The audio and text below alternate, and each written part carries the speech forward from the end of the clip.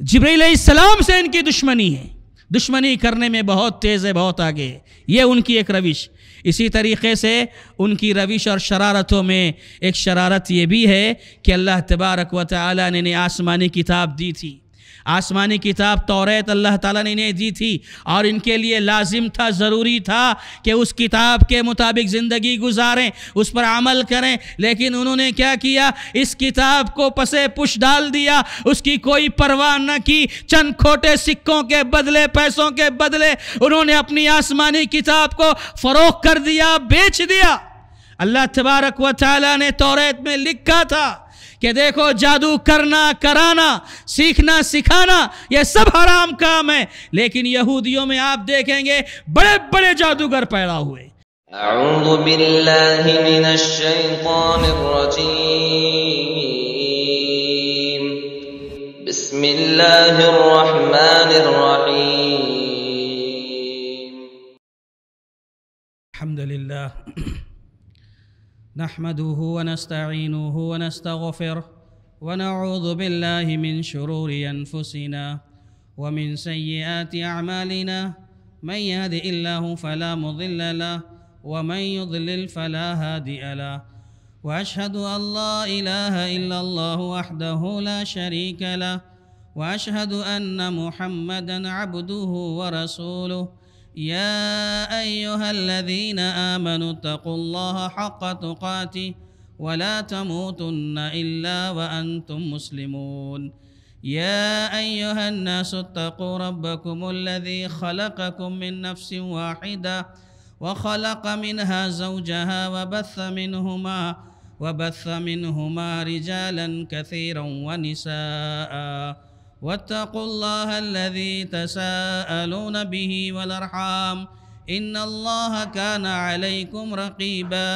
يا أيها الذين آمنوا اتقوا الله وقولوا قولا سديدا يصلح لكم أعمالكم ويغفر لكم ذنوبكم، ومن يطع الله ورسوله فقد فاز فوزا عظيما۔ أما بعد، فإن خير الحديث كتاب الله، وخير الهدي هدي محمد صلى الله عليه وسلم، وشر الأمور محدثاتها، وكل محدثة بدعة، وكل بدعة ضلالة، وكل ضلالة في النار۔ أعوذ بالله السميع العليم من الشيطان الرجيم، من همزه ونفخه ونفسه۔ بسم الله الرحمن الرحيم۔ يا بني إسرائيل اذكروا نعمتي التي أنعمت عليكم وأوفوا بعهدي أوف بعهدكم وإياي فارهبون۔ برادران اسلام، محترم بزرگوں، نوجوانوں، دوستوں اور ساتھیوں، ساری تعریفیں، حمد و ثنا، عظمت و بڑائی، کبریائی اس اللہ رب العالمین کے لیے ہے جو ہم سب کا خالق ہے، مالک ہے، رازق ہے، مدبر ہے، اور ساری کائنات کا تنہا اکیلا نظام چلانے والا ہے۔ اس کے بعد بے شمار درود و سلام نازل ہو ہم سب کے آخری نبی احمد مجتبی محمد مصطفیٰ صلی اللہ علیہ وسلم کی ذات گرامی پر، جن کی مختلف کوششوں کے نتیجے میں ہم تک دین اسلام پہنچا۔ محترم حاضرین، خطبہ مسنونہ کے بعد میں نے آپ لوگوں کے روبرو سورہ بقرہ کی ایک آیت پڑھی ہے۔ یہ وہ آیت ہے جس میں اللہ تبارک و تعالی نے بنی اسرائیل یعنی قوم یہود کے حوالے سے کچھ باتیں بتائی ہیں، بلکہ سورہ بقرہ کی جو آیت نمبر 40 ہے، یہاں سے لے کر تقریباً 100 آیتوں پر مشتمل قوم یہود کی حقیقت، ان کی روش، ان کی مکاریاں، ان کی شرارتیں، ان کی خباثتیں، ان کا ظلم، ان کا ستم، یہ ساری چیزیں اللہ تبارک و تعالی نے تقریباً 100 آیتوں میں بیان فرمائی۔ قوم یہود یہ اس روئے زمین کی سب سے بدترین قوم ہے، اللہ تعالیٰ کی سب سے نافرمان قوم یہود۔ اور غور کرنے کی بات یہ ہے کہ ایک مسلمان جب قرآن اٹھا کر پڑھنا شروع کرتا ہے اور سورۃ الفاتحہ کے بعد جو سب سے پہلی سورہ پڑھتا ہے وہ سورہ بقرہ ہے، اور سورہ بقرہ پڑھنا جب شروع کرتا ہے تو ابتدا ہی میں، آغاز ہی میں اللہ تبارک و تعالی جس قوم کا سب سے پہلے تذکرہ کر رہا ہے وہ یہی قوم یہود ہے۔ قرآن مجید میں بہت ساری قوموں کا ذکر آیا ہے، لیکن اللہ تبارک و تعالی نے سب سے پہلے ابتدا ہی میں قوم یہود کا تذکرہ کیا۔ ہم مسلمانوں کو ہم جب قرآن پڑھنا شروع کرتے ہیں تو قوم یہود سے ہمارا تعارف ہوتا ہے۔ آخر کیا بات ہے، کیا وجہ ہے اس کی کہ سب سے پہلے اللہ تبارک و تعالی نے قوم یہود کا تعارف کرایا ہے؟ اس سلسلے میں اہل علم نے کہا کہ اللہ تبارک و تعالی کا یہاں ایک اشارہ ہے۔ قوم یہود کا تذکرہ پہل یعنی ابتدا ہی میں کر دینا، اللہ تعالیٰ کا یہاں ایک اشارہ ملتا ہے کہ قرآن مجید کے نازل ہونے کے بعد اس دنیا میں جتنے بھی فتنے ہوں گے، فسادات ہوں گے، جو بھی انقلابات یا تبدیلیاں ہوں گی، اس میں سب سے بڑا کردار اسی قوم یہود کا ہوگا۔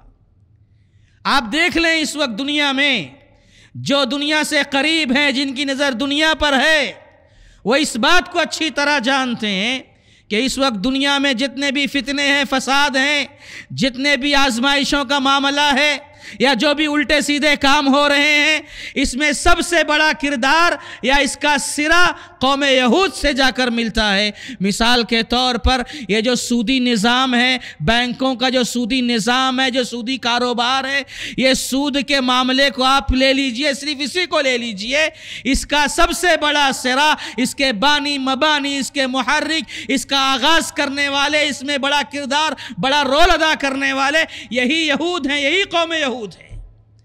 تو اللہ تبارک و تعالیٰ کا یہ اشارہ ہے کہ اس دنیا میں قرآن کے نزول کے بعد اگر کوئی فتنہ ہوگا، فساد ہوگا، ظلم و ستم ہوگا، تو اس میں سب سے بڑا کردار اسی قوم یہود کا ہوگا۔ میرے بھائیو، آج میں آپ کے روبرو، آپ کے درمیان اسی قوم یہود کے حوالے سے کچھ باتیں کرنا چاہتا ہوں۔ قرآن مجید سورہ بقرہ کے اندر اللہ تبارک و تعالی نے قوم یہود کا واقعہ تفصیل سے ذکر کیا ہے۔ آپ دیکھیں گے کہ اللہ تعالیٰ نے قوم یہود پر بہت ساری نعمتیں نازل فرمائیں، ان نعمتوں کا تذکرہ اللہ تبارک و تعالیٰ نے کیا ہے۔ اسی طریقے سے ان پر ان کی کیا روش رہی، ان کی شرارتیں کیا کیا رہیں، اس کا تذکرہ بھی اللہ تعالیٰ نے کیا۔ پھر اس کے بعد اللہ تعالیٰ نے ان کو عذاب سے دوچار کیا، اس کا بھی ذکر اللہ تعالیٰ نے کیا۔ تفصیل کے ساتھ سورہ بقرہ کے اندر اللہ تعالیٰ نے یہ ساری چیزیں بیان فرمائی ہیں۔ میں اختصار کے ساتھ ایک ایک کر کے کچھ باتیں آپ کے سامنے رکھنے کی کوشش کروں گا۔ میرے بھائیو، سب سے پہلے قوم یہود پر اللہ تبارک و تعالیٰ کی جو نعمتیں ہیں، اللہ نے جو احسانات کیے ہیں، اس کی فہرست بہت طویل ہے۔ آپ دیکھیں مثال کے طور پر پہلا انعام، یعنی اللہ تبارک و تعالیٰ نے قوم یہود پر جو انعام کیا، سب سے پہلا انعام یہ تھا کہ اللہ تبارک و تعالیٰ نے قوم یہود کو یہ بنی اسرائیل کو فرعون کے جبر سے، ظلم سے ان کو نجات دی۔ فرعون کے ظلم سے اللہ تبارک و تعالیٰ نے قوم یہود کو بچایا۔ وہ فرعون جو ان کے پیدا ہونے والے بچوں کو ذبح کر دیا کرتا تھا، لڑکیوں کو زندہ رکھتا تھا، اللہ تعالیٰ فرماتا ہے وَإِذْ نَجَّيْنَاكُمْ مِنْ آلِ فِرْعَوْنَ يَسُومُونَكُمْ سُوءَ الْعَذَابِ يُذَبِّحُونَ أَبْنَاءَكُمْ وَيَسْتَحْيُونَ نِسَاءَكُمْ، کہ یاد کرو اس دن کو جب ہم نے تمہیں فرعون کے ظلم سے تمہیں بچایا، تمہیں نجات دی۔ یعنی معلوم ہوا کہ اللہ تبارک و تعالیٰ نے اس قوم یہود پر ایک انعام یہ کیا کہ فرعون کو ان کے ظلم سے، جبر سے اللہ نے بچایا۔ یہ ایک انعام۔ اسی طریقے سے ایک دوسرا انعام اللہ تعالیٰ نے ان کے بارے میں ذکر کیا قوم یہود کے حوالے سے کہ اللہ تعالیٰ نے کہا انی فضلتکم علی العالمین. قوم یہود یہ وہ قوم ہے جس کو اللہ تبارک و تعالیٰ نے ساری دنیا والوں پر فضیلت دی تھی. ان کو سب سے اونچا، سب سے بڑا، سب سے اعلیٰ، سب سے بہتر، سب سے برتر بنایا اللہ تعالیٰ نے. کہا انی فضلتکم علی العالمین، میں نے تمہیں ساری دنیا والوں پر فضیلت بخشی ہے. یہ دوسرا انعام اللہ تعالیٰ نے جو ان پر کیا وہ یہ تھا. اللہ اکبر، کتنا بڑا مرتبہ تھا. دیکھو آپ، اس وقت جتنی بھی قومیں دنیا میں آئیں ان سب میں سب سے بہتر امت یہی تھی، قوم یہود بنی اسرائیل. ایک انعام اللہ تبارک و تعالیٰ کا یہ بھی ہوا قوم یہود پر. کیا ہوا کہ اللہ تبارک و تعالیٰ نے ان کے دشمن، قوم یہود کے دشمن فرعون کو ان کی آنکھوں کے سامنے اللہ نے غرق کیا، ڈبویا. کہا وَأَغْرَقْنَا آلَ فِرْعَوْنَ وَأَنْتُمْ تَنظُرُونَ، کہ ان کی نظروں کے سامنے، ان کی آنکھوں کے سامنے اللہ نے فرعون کو غرق کر دیا، ڈبو دیا، تباہ کر دیا. یہ بھی ایک بڑا انعام تھا. دشمن ہماری نظروں کے سامنے جب ہلاک ہو، جس نے ظلم کیے، ستم کیے، تو اس کی تسلی الگ ہوتی ہے، اس کا سکون الگ ملتا ہے.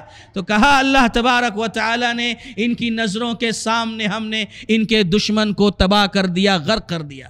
یہ تیسرا انعام تھا. اسی طریقے سے ایک انعام اللہ تعالیٰ نے ان پر یہ بھی کیا تھا کہ یہ قوم بنی اسرائیل یا قوم یہود جب میدان تیہ میں تھی، صحرا میں، ریگستان میں تھی، وہاں پر دھوپ کی شدت ہے، تمازت ہے، اور دھوپ تو ہے ہی ہے، وہاں پر کوئی درخت نہیں جس کا یہ سایہ حاصل کریں، سایہ نام کی بھی کوئی چیز نہیں تھی. ایسے موقع پر اللہ تبارک و تعالیٰ نے عجیب و غریب ایک کرشمہ دکھایا. اللہ نے ایک عجیب معجزہ ان پر نازل کیا. اللہ تعالیٰ نے ایک عجیب انعام کیا. وہ کیا تھا؟ کہا وَأَنزَلْنَا عَلَيْهِمُ الْغَمَامَ، ہم نے ان پر بادلوں کا سایہ اتارا. یہ وہ قوم یہود تھی، جب وہ تیہ میدان میں جہاں بھی جاتی، جہاں چلتی، سبحان اللہ، ان کے ساتھ ساتھ بادل سایہ کرتے ہوئے چلا کرتا تھا. یہ اللہ تعالیٰ کی طرف سے قوم یہود پر ایک عجیب و غریب انعام تھا. یہی نہیں، اسی میدان تیہ میں کھانے پینے کا ان کے پاس سامان نہیں تھا، کھانے پینے کا مسئلہ درپیش تھا. اللہ تبارک و تعالیٰ نے ان کے لیے یہ کیا کہ آسمان سے پکا پکایا کھانا من سلوہ اللہ نے اتارا. وَأَنزَلْنَا عَلَيْهِمُ الْمَنَّ وَالسَّلْوَىٰ، اللہ نے کہا کہ من سلوہ جیسے کھانے کو ہم نے اتارا کہ کوئی ٹینشن نہیں تمہیں، نہ لکڑی لانا ہے، نہ آگ جلانا ہے، نہ کھانا پکانا ہے، کچھ نہیں، بالکل آسانی کے ساتھ بس کھانا آیا کھاتے جاؤ. اللہ نے یہ احسان کیا ان کے اوپر. پھر یہی نہیں، یہی وہ قوم ہے جن پر ایک انعام اللہ نے یہ بھی کیا تھا کہ وہ میدان تیہ میں ہے، صحرا میں ہے، وہاں پر پانی کا بھی نام و نشان نہیں ہے. قوم یہود پریشان ہو گئی، بنی اسرائیل پریشان ہو گئے. انہوں نے موسیٰ علیہ السلام سے کہا ہمیں پیاس لگی ہے، پانی ہمیں نہیں مل رہا ہے، پانی چاہیے ہمیں. موسیٰ علیہ السلام نے اللہ سے درخواست فرمائی. اللہ نے کہا ہے موسیٰ اپنی لاٹھی کو اس چٹان پر مارو، ہم پانی نکالیں گے. وَإِذِ اسْتَسْقَىٰ مُوسَىٰ لِقَوْمِهِ فَقُلْنَا اضْرِب بِّعَصَاكَ الْحَجَرَ فَانْفَجَرَتْ مِنْهُ اثْنَتَا عَشْرَةَ عَيْنًا. سبحان اللہ، موسیٰ علیہ السلام نے اپنی لاٹھی کو اس چٹان پر مارا اور مارتے ہی اللہ نے 12 چشمے پھوڑ دی. یہ وہ قوم ہے، قوم یہود، جس پر اللہ تبارک و تعالی نے بے شمار انعامات کیے ہیں اور حیرت انگیز انعامات کیے ہیں. حیرت انگیز انعامات اللہ تعالیٰ نے کیے ہیں، اور ایک طویل فہرست آپ کو نظر آئے گی ان کے انعامات کی جو ان پر اللہ تعالیٰ نے کیے ہیں، جس کو ہمیں پڑھنا چاہیے، سمجھنا چاہیے. میرے بھائیو، دنیا میں جو کچھ ہو رہا ہے اس کے پیچھے اس قوم کا بہت بڑا ہاتھ ہے. بہت بڑی ظالم قوم ہے یہ، سفاک اور قاتل قوم ہے یہ. دیکھو ہونا کیا چاہیے تھا. اللہ تبارک و تعالیٰ نے اس قوم پر اتنے احسانات کیے، اتنے سارے انعامات کیے. ہونا یہ چاہیے تھا کہ یہ قوم اللہ کی شکر گزار قوم بنتی، اللہ کی عبادتیں کرتی، اللہ کو راضی کرنے کی کوششیں کرتی. لیکن یہ قوم اللہ اکبر، ایسی ظالم قوم ہے، ایسی ظالم قوم ہے کہ انہوں نے من مانی کی، من چاہی زندگی گزاری، جو سمجھ میں آیا وہ کیا، جو سمجھ میں نہیں آیا اسے چھوڑ دیا، اسے ترک کر دیا، یعنی بالکل اس طرح لاؤبالی کی زندگی گزاری کہ بالکل انہیں کوئی پرواہ ہی نہیں تھی، دین کی، نبی کی، پیغمبر کی کوئی پرواہ نہیں۔ انعامات کی ایک طویل فہرست، بارشیں ہی بارشیں، لیکن انہیں اس کا احساس نہیں۔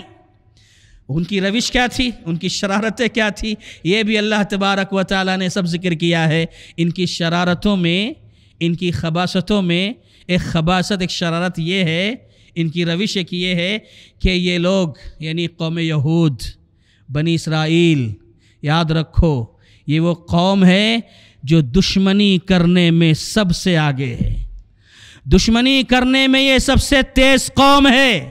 ان سے زیادہ اور ان سے بڑا دشمنی کرنے والا اس روئے زمین پر کوئی نہیں۔ لَتَجِدَنَّ أَشَدَّ النَّاسِ عَدَاوَةً، یہ اللہ تعالیٰ نے خود قرآن مجید میں کہا ہے کہ سب سے زیادہ دشمنی کرنے والے اگر کوئی ہیں تو یہی قوم یہود ہے۔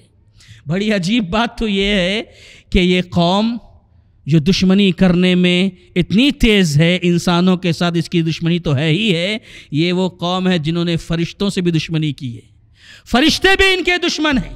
ایک مرتبہ پیارے نبی محمد الرسول اللہ صلی اللہ علیہ وسلم کے پاس یہودی آئے اور کہتے ہیں اے اللہ کے نبی، آپ کے پاس اے محمد، آپ کے پاس صلی اللہ علیہ وسلم، آپ کے پاس جو فرشتہ وحی لے کر آتا ہے، جو فرشتہ وحی لے کر آتا ہے، کیا وہ جبریل امین نہیں ہے؟ پیارے نبی صلی اللہ علیہ وسلم نے کہا ہاں وہ جبرائیل ہی ہیں، ذاکا جبرائیل، وہ جبرائیل علیہ السلام ہے جو وحی لے کر آتے ہیں۔ تو انہوں نے کہا جبرائیل کے بارے میں ذاک عدو الیہود من الملائکہ، جو جبرائیل آپ کے پاس یہ وحی لے کر آتے ہیں یہ تو وہ فرشتے ہیں، یہ تو وہ فرشتہ ہے جو یہودیوں کا دشمن ہے، یہودی اس سے دشمنی کرتے ہیں۔ اللہ اکبر، یہ وہ قوم ہے جو فرشتوں سے دشمنی کرتی ہے، جبرائیل علیہ السلام سے ان کی دشمنی ہے، دشمنی کرنے میں بہت تیز ہے، بہت آگے ہے، یہ ان کی ایک روش۔ اسی طریقے سے ان کی روش اور شرارتوں میں ایک شرارت یہ بھی ہے کہ اللہ تبارک و تعالیٰ نے انہیں آسمانی کتاب دی تھی، آسمانی کتاب توریت اللہ تعالیٰ نے انہیں دی تھی، اور ان کے لیے لازم تھا، ضروری تھا کہ اس کتاب کے مطابق زندگی گزاریں، اس پر عمل کریں، لیکن انہوں نے کیا کیا؟ اس کتاب کو پسے پش ڈال دیا، اس کی کوئی پرواہ نہ کی، چند کھوٹے سکوں کے بدلے، پیسوں کے بدلے انہوں نے اپنی آسمانی کتاب کو فروخت کر دیا، بیچ دیا۔ اللہ تبارک و تعالیٰ نے توریت میں لکھا تھا کہ دیکھو جادو کرنا، کرانا، سیکھنا، سکھانا یہ سب حرام کام ہے، لیکن یہودیوں میں آپ دیکھیں گے بڑے بڑے جادوگر پیدا ہوئے، دنیا میں سب سے بڑے بڑے جادوگر جو پیدا ہوئے وہ یہودیوں میں سے تھے، جبکہ اللہ نے سختی سے منع کیا تھا کہ یہ سب حرام کام ہے۔ فَنَبَذُوهُ وَرَاءَ ظُهُورِهِمْ، انہوں نے اللہ کی کتاب، آسمانی کتاب توریت کو پسے پش ڈال دیا، اس کی کوئی قدر نہیں کی۔ یہ ایک شرارت ان کی۔ اسی طریقے سے ان کی شرارتوں میں ایک شرارت یہ بھی تھی کہ یہ انبیاء کی قاتل قوم ہے، یہ قوم انبیاء کی قاتل قوم ہے، انہوں نے انبیاء کو بھی نہیں چھوڑا، انبیاء کو قتل کیا۔ یہ 700 تقریباً جو اہل علم بیان کرتے ہیں 700 انبیاء کے قاتل ہیں یہ لوگ۔ وَيَقْتُلُونَ النَّبِيِّينَ بِغَيْرِ الْحَقِّ، ناحق انبیاء کو قتل کیا ہے انہوں نے، 700 انبیاء کے قاتل ہیں۔ اللہ اکبر، یہ قوم یہود ناحق قتل کیا ہے انبیاء کرام کا۔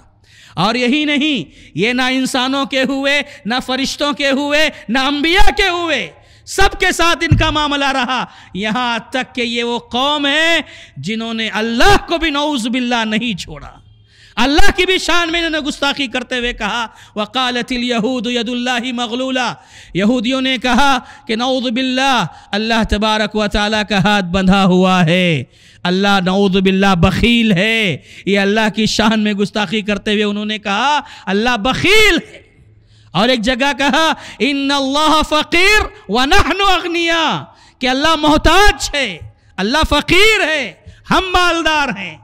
یہ ایسے لوگ تھے جنہوں نے اللہ کو بھی نہیں چھوڑا، اللہ کی شان میں گستاخی کرتے چلے گئے۔ اور یہی نہیں میرے بھائی، ان کی شرارتوں میں ایسی آپ کو ایک لمبی اور طویل فہرست ملے گی جس کا تذکرہ اللہ تبارک و تعالیٰ نے قرآن مجید میں کیا۔ یہ مختلف طریقوں سے موقع بموقع اللہ کے حکم کی نافرمانی کرتے رہے۔ اللہ جب جو حکم دیتا وہ اس کا الٹ کرتے، اس کے خلاف چاہتے۔ جب بھی اللہ کوئی حکم نازل کرتا کہتا ایسا کرو، وہ اس کا الٹا کرتے تھے۔ یہ ایسی قوم تھی قوم یہود۔ اللہ نے انعامات کی بارش برسائی، اس کے بالمقابل انہوں نے کیا کیا؟ غلط روش اختیار کی اور اللہ تعالیٰ کو ناراض کرنے کے ہر طریقے، ہر حربے کو استعمال کیا۔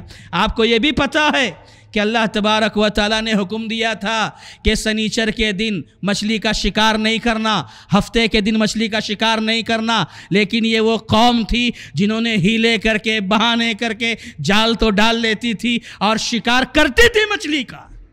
اللہ تبارک و تعالیٰ نے اس کا تذکرہ بھی تفصیل سے قرآن مجید میں کیا ہے۔ بہرکیف یہ وہ قوم ہے جن کی شرارتیں بھی بہت زیادہ ہیں، جن کی خباثتیں بھی بہت زیادہ ہے۔ اللہ تبارک و تعالیٰ نے اسی طریقے سے اس قوم پر اپنا غضب نازل کیا، اللہ نے عذاب بھیجا۔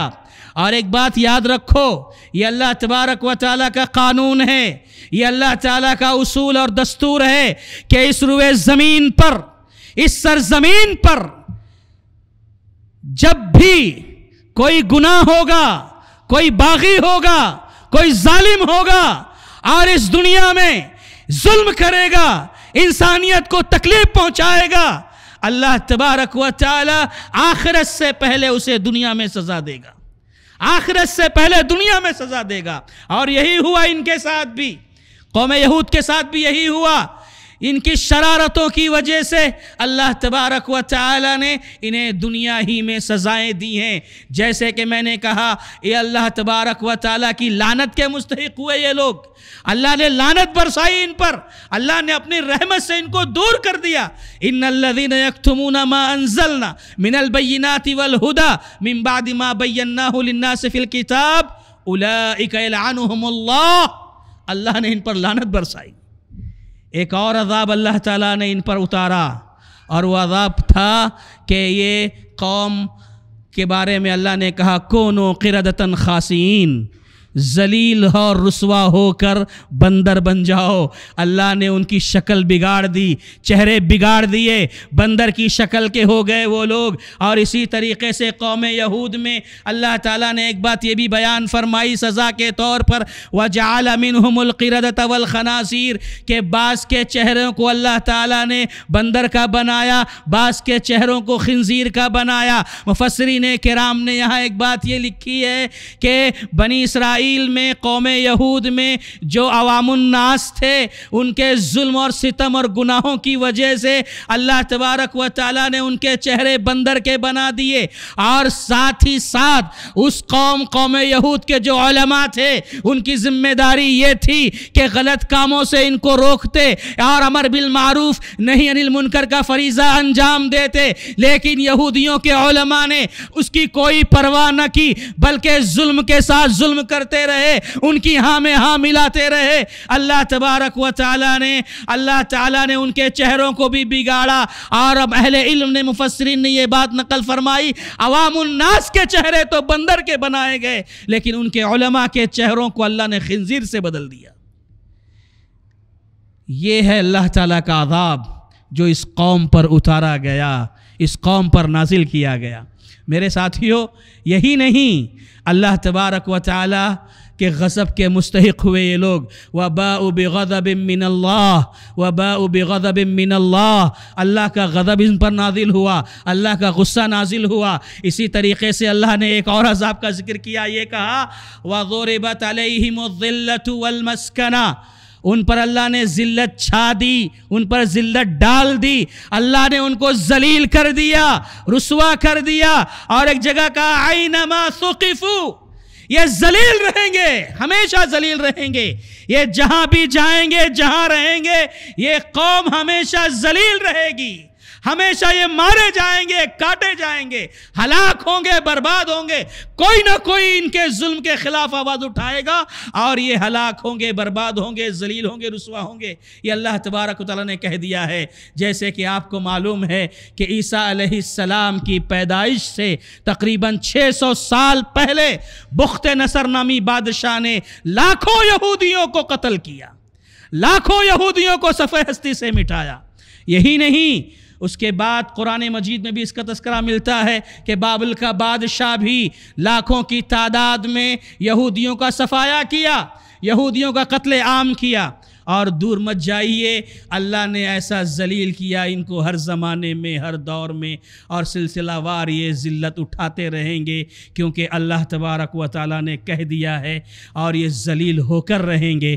دور مت جائیے، ابھی 1938 سے لے کر 1943 جنگ عظیم دوم جو منعقد ہوئی تھی، ذرا مائک بڑھا دیں گے تھوڑا، جنگ عظیم دوم جو ہوئی تھی، اس موقع پر میرے بھائی، اس موقع پر 1941 1943 کا معاملہ ہے،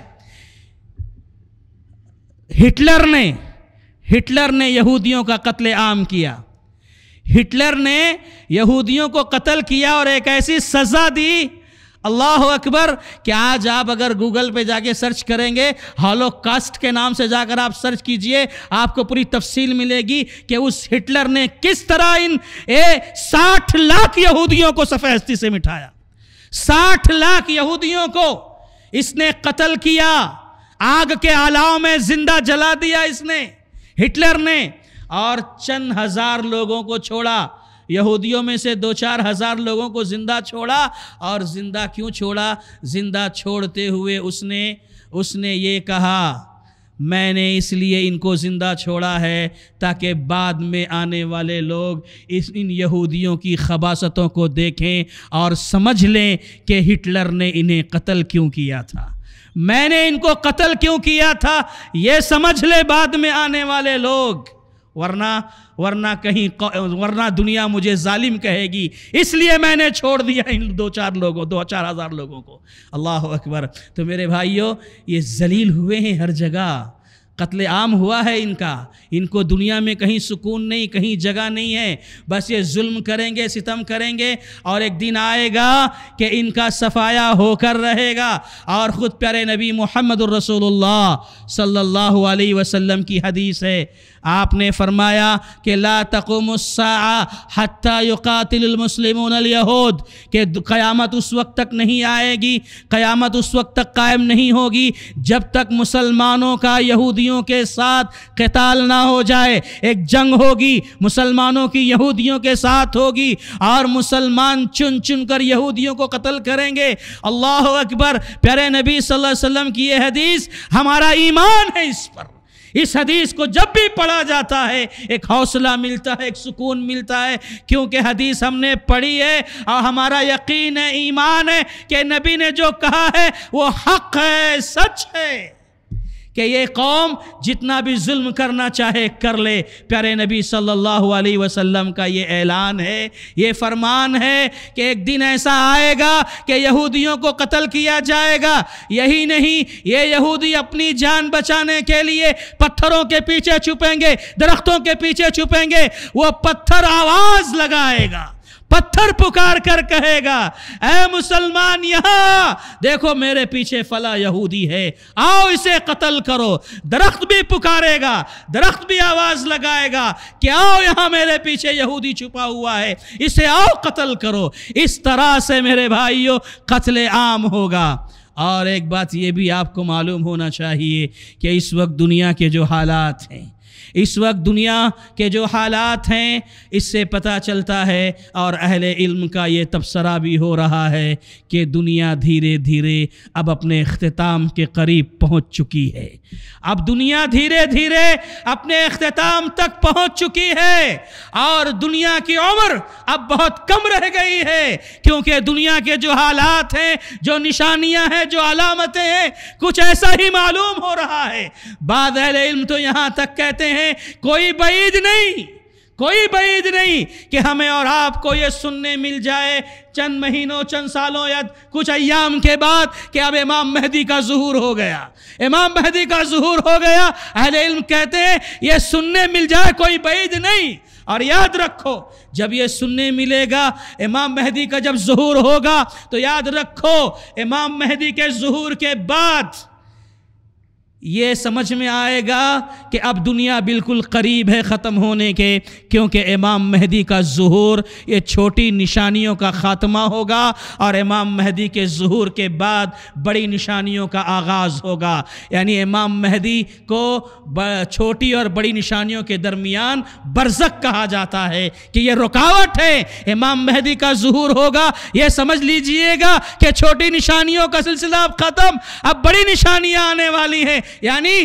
دجال کا خروج ہوگا، یاجوج ماجوج کا نکلنا، عیسیٰ علیہ السلام کا نازل ہونا، ایسی جو 10 بڑی نشانیاں ہیں وہ ایک کے بعد دیگرے وجود میں آتی جائیں گی۔ تو جو کچھ دنیا کے حالات ہیں اس وقت، ان حالات کے پیش نظر یہ تبصرہ ہو رہا ہے، یہ اہل علم بتاتے ہیں، بیان کرتے ہیں کہ دنیا اپنے اختتام کے قریب پہنچ چکی ہے۔ تو میرے بھائیوں، ایسے حالات میں، ایسے دور میں ہماری کیا ذمہ داری بنتی ہے، ہمارا کیا حق ہے، ہم کیا کریں؟ ایسے دور میں ہمارے لیے ضروری ہے کہ ہم اپنے دین اسلام کو لازم پکڑیں، کتاب و سنت کو لازم پکڑیں، اپنی توحید کو پختہ کریں، مضبوط کریں، اتباع سنت کے مطابق زندگی گزاریں۔ ہم تو ہم ہیں، ہمارے بچوں کی تربیت کریں۔ آج یہ نئی نسل، آج یہ ہمارے معصوم بچے جو دھیرے دھیرے بڑے ہو کر جوانی کی دہلیز پر قدم رکھنے والے ہیں، آج یہ فتنوں کا دور، بے حیائی کا دور اور دہریت کا دور، انحراف کا دور، فکری انتشار کا دور، اخوانیت کا دور، غیر منہجیت کا دور ایک سلسلہ چل پڑا ہے۔ اور پھر اور یہ سوشل میڈیا کے ذریعے آج کی نوجوان نسل جسے چاہتی ہے اسے سنتی ہے، جسے چاہتی ہے اسے پڑھتی ہے، جسے سلف علماء کی کوئی اہمیت نہیں معلوم، اپنے علماء کی کوئی قدر نہیں، جو چاہتے ہیں وہ پڑھ لیتے ہیں اور اس پر عمل کرنا شروع کر دیتے ہیں۔ میرے بھائیوں یاد رکھنا، کبھی تاریخ معاف نہیں کرے گی۔ کہتے ہیں نا، لمحوں نے خطا کی تھی صدیوں نے سزا پائی ہے۔ اگر ہم نے ایسے حالات میں اپنے آپ کو نہیں سنبھالا، اپنے بچوں پہ نظر نہ رکھی، تو یاد رکھو آنے والے ایام اس سے بھی زیادہ بھیانک ہوں گے، اس سے بھی زیادہ خطرناک ہوں گے۔ تو بہرکیف ایسے دور میں ہماری ذمہ داری بنتی ہے کہ ہم دین اسلام کو فالو کریں۔ لیکن دیکھا یہ جاتا ہے کہ آج مسلمانوں میں ایک بہت بڑا طبقہ ہے جو یہودیوں کی روش پر چل پڑا ہے، یہودیوں کے طریقے اختیار کرتا ہے، یہودیوں کی جو بھی روش ہے، یہودیوں کے جو بھی کام ہے، آج کا مسلمان اسے انجام دے رہا ہے۔ اور پیارے نبی محمد الرسول اللہ صلی اللہ علیہ وسلم نے بھی تو کہا تھا، پیشین گوئی آپ نے فرمائی تھی کہ ایک دور ایسا آنے والا ہے کہ میری امت بالکل یہودیوں کے نقش قدم پر چلے گی، بالکل زیروکس کاپی ہوگی، جیسے وہ کرتے تھے یہ بھی کرے گی۔ بلکہ شاعر تو مسلمانوں کی حالت کو دیکھ کر کہنے پر مجبور ہو گیا، بڑا مشہور شعر ہے، وضع میں تم ہو نصارا تو تمدن میں ہنود، وضع میں تم ہو نصارا تو تمدن میں ہنود۔ یہ وہ مسلمان ہیں جنہیں دیکھ کے شرمائے یہود۔ میرے بھائیوں، یہ حالت ہے آج امت مسلمہ کی۔ اللہ تعالیٰ نے کہا وَلَن تَرْضَ عَنْكَ الْيَهُودُ وَلَا النَّصَارَى حَتَّى تَتَّبِعَ مِلَّتَهُمْ۔ یہود تم سے کبھی راضی نہیں ہوں گے، یہودیوں کے نقش قدم پر نہ چلنا، یہودی کبھی تم سے خوش نہیں ہوں گے، یہاں تک کہ اگر تم یہودی بھی بن جاؤ گے، یہودی ہو جاؤ گے، تو بھی یہ تم سے خوش نہیں ہوں گے۔ اس لیے ان کی روش اختیار نہ کرنا۔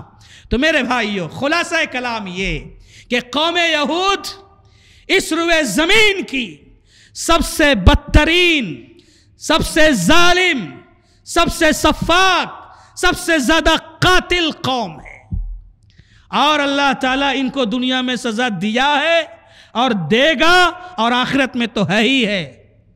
لیکن اب کیا ہے اس کے بعد؟ دیکھو، پہلا پارہ ختم ہو رہا ہے، سورہ بقرہ کا پہلا پارہ جو ہے وہ پہلا پارہ ختم ہو رہا ہے.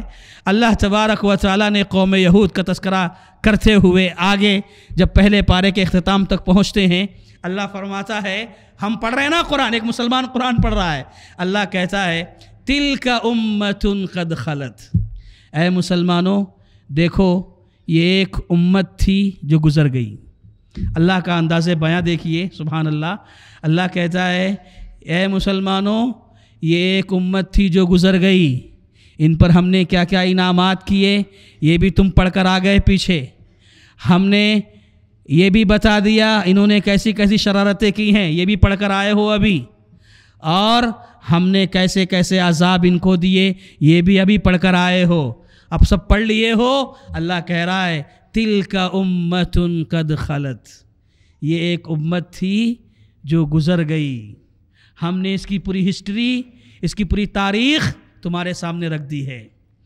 تِلْكَ أُمَّةٌ قَدْ خَلَتْ لَهَا مَا كَسَبَتْ وَلَكُمْ مَا كَسَبْتُمْ، انہوں نے جو کچھ کیا انہیں اس کا جواب اللہ کے پاس دینا پڑے گا، اور جو کچھ تم کرو گے تمہیں بھی اللہ کے پاس جواب دینا پڑے گا. یہ بات یاد رکھنا. پھر اس کے بعد آگے چل کر کے اللہ کیا کہہ رہا ہے معلوم ہے؟ تِلْكَ أُمَّةٌ قَدْ خَلَتْ کے بعد یہ ایک امت تھی جو گزر گئی، اللہ نے ان کو ڈیزالو کر دیا، انہیں ختم کر دیا، انہیں برباد کر دیا، انہیں نافرمان بتا دیا. اب آگے ان کا جب اختتام ہو رہا ہے اللہ ہم سے آپ سے خطاب کر رہا ہے، کہہ رہا ہے وَكَذَلِكَ جَعَلْنَاكُمْ أُمَّةً وَسَطًا وَتِلْكَ أُمَّةٌ قَدْ خَلَتْ، یہ امت تھی جو گزر گئی. وَكَذَلِكَ جَعَلْنَاكُمْ أُمَّةً وَسَطًا، اب ہم تمہیں لا رہے ہیں. اللہ اکبر. اب یہودیوں کو ہم نے ہٹایا ہے، اب تمہیں لائے ہیں. وَكَذَلِكَ جَعَلْنَاكُمْ أُمَّةً وَسَطًا، ہم نے تمہیں امت وسط بنایا ہے. اللہ اکبر. کیا امت وسط ہے میرے بھائی؟ اسی کو خیر امت بھی کہا گیا، امت وسط بھی کہا گیا. کیا ہے امت وسط؟ اس کی تفسیر میں امام بخاری رحمۃ اللہ علیہ نے صحیح بخاری کے اندر اس حدیث کو نقل فرمایا ہے جو بڑی معروف حدیث ہے. اللہ کے نبی محمد الرسول اللہ صلی اللہ علیہ وسلم بیان فرماتے ہیں کہ کل قیامت کے دن اللہ تبارک و تعالی ہر ایک سے سوال کرے گا. اللہ ہر ایک سے سوال کرے گا. فَلَنَسْأَلَنَّ الَّذِينَ أُرْسِلَ إِلَيْهِمْ وَلَنَسْأَلَنَّ الْمُرْسَلِينَ. اللہ تعالیٰ رسولوں سے بھی پوچھے گا اور جن کے پاس رسولوں کو بھیجا ہے اللہ ان سے بھی پوچھے گا. قیامت کا دن یہ وہ دن ہوگا جس دن ہر ایک کو اللہ کے سامنے جواب دینا پڑے گا. انبیاء سے اللہ شروع کرے گا، انبیاء سے سوال کرے گا. نوح علیہ السلام کو لایا جائے گا. اللہ نوح علیہ السلام سے پوچھے گا اے نوح میں نے تمہیں دنیا میں بھیجا تھا، کیا تم نے میرا پیغام میرے بندوں تک پہنچایا؟ نوح علیہ السلام کہیں گے ہاں اللہ میں نے تیرا پیغام تیرے بندوں تک پہنچا دیا ہے. اللہ 1 سال 2 سال 5 سال 7 سال 10 سال نہیں اللہ، اے اللہ میں نے 950 سال تک سمجھایا ہے تیرے بندوں کو، اور اے اللہ میں نے کوئی کسر نہ اٹھا رکھی. اے اللہ میں نے دن میں رات میں اکیلے میں تنہائی میں جلوت میں خلوت میں سب کے سامنے اے اللہ جب جب جیسا جیسا جہاں جہاں موقع ملا اے اللہ میں نے تیرا پیغام تیرے بندوں تک پہنچانے کی پوری کوشش کی. اے اللہ میں نے تیرا پیغام پہنچا دیا ہے. یہ نوح علیہ السلام جواب دیں گے. پھر اس کے بعد کیا ہوگا؟ اللہ کو سب پتہ ہے کیا ہوا ہے، لیکن اللہ تعالیٰ ایک تو حجت پوری کرنا چاہتا ہے اور دوسرے ہمیں امت وسط بنایا ہے نا، یہ اعزاز اللہ دینا چاہتا ہے. اللہ تعالیٰ نوح علیہ السلام کی قوم کی طرف بڑھے گا، اللہ ان سے پوچھے گا، جبکہ اللہ کو پتہ ہے قوم نے کیا کیا ہے. قوم نوح سے اللہ سوال کرے گا اے قوم نوح یہ میرا نبی نوح کیا تمہارے پاس آیا تھا نہیں آیا تھا؟ نوح علیہ السلام کی قوم میرے بھائی اس وقت کیا کرے گی جانتے ہیں آپ؟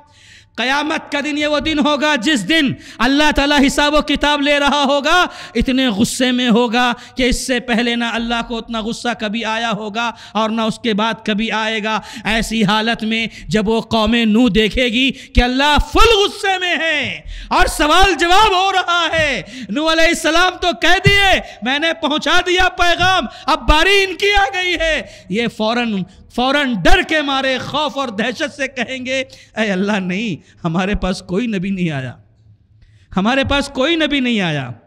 پھر اللہ تعالیٰ نوح علیہ السلام سے کہے گا اے نوح دیکھو یہ قوم، تمہاری قوم تو انکار کر رہی ہے، تمہارے پاس کوئی پروف ہے، کوئی گواہ ہے تمہارا؟ تو نوح علیہ السلام کہیں گے ہاں اللہ میرے پاس گواہ ہے۔ کون ہے تمہارا گواہ؟ نوح علیہ السلام پرجوش انداز میں کہیں گے اے اللہ میری گواہی دینے والے محمد الرسول اللہ صلی اللہ علیہ وسلم اور ان کی امت ہے۔ اللہ اکبر۔ آپ جتنے لوگ ہو، جتنے مسلمان ہیں، سب کو فردن یہ شرف حاصل ہے اس امت میں رہنے کی وجہ سے کہ کل قیامت کے دن ہم سب اللہ کی بارگاہ میں یہ جواب دینے والے ہیں انشاءاللہ۔ اے اللہ صرف نوح علیہ السلام نہیں، جتنے بھی انبیاء دنیا میں آئے سب کے سب نے تیرا پیغام تیرے بندوں تک پہنچا دیا ہے، اور ہمیں معلوم اس طریقے سے ہوا کہ محمد الرسول اللہ صلی اللہ علیہ وسلم جو ہمارے نبی تھے ان پر قرآن نازل کیا گیا، اور اس کے ذریعے ہمیں معلوم ہوا کہ نوح نہیں بلکہ سارے نبیوں نے تیرا پیغام پہنچا دیا ہے۔ میرے بھائیوں یہ اعزاز ملا ہے آپ کو، یہ فضیلت ملی ہے ہم سب کو۔ اللہ نے کہا تلک امۃ قد خلت، یہ قوم یہود تھی، ایک قوم تھی، یہ گزر گئی۔ اے مسلمانوں اب ہم نے تمہیں بڑا بنایا ہے، ہم مسلمان ہیں، خیر امت ہیں، اللہ نے امت مسلمہ کو بڑا بنایا ہے۔ میرے بھائی اب یہ امت اپنا بڑا پن کتنا دکھا رہی ہے یہ سوچنے والی بات ہے۔ اس قوم کو، اس امت کو، مسلمانوں کو اللہ تبارک و تعالیٰ نے میرے بھائیوں بہت اونچا بنایا ہے۔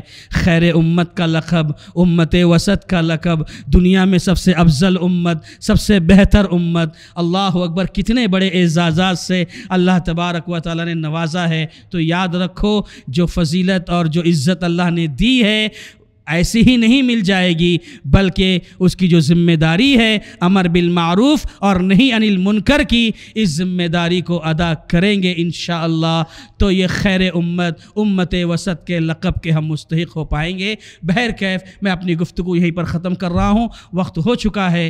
خلاصے کے طور پر قوم یہود اس روئے زمین کی سب سے ظالم قوم، اللہ تعالیٰ نے تفصیلات بتائی، اس کے بعد کہا یہ امت ایک تھی جو دنیا میں آئی تھی، ہم نے اس کا تذکرہ تمہارے سامنے کیا، یہ امت گزر گئی ہے، اور اے مسلمانوں اب ہم نے تمہیں امت وسط بنایا ہے، تمہارا مقام ان سے بھی کئی گنا اونچا ہے، لہذا اپنے آپ کو پہچانو، اپنے مقام و مرتبے کو پہچانو، اور اسی کے مطابق پہچان کر اپنی ہستی اور اپنی ذات کو اسی کے مطابق زندگی گزارنے کی کوشش کرو۔ اللہ سے ہماری دعا ہے کہ اللہ تبارک و تعالی جو باتیں کتاب و سنت کی روشنی میں کہی گئی ہیں، اللہ تعالیٰ جو باتیں سچ ہیں، صحیح ہیں، اس پر ہمیں عمل کرنے کی توفیق عطا فرما۔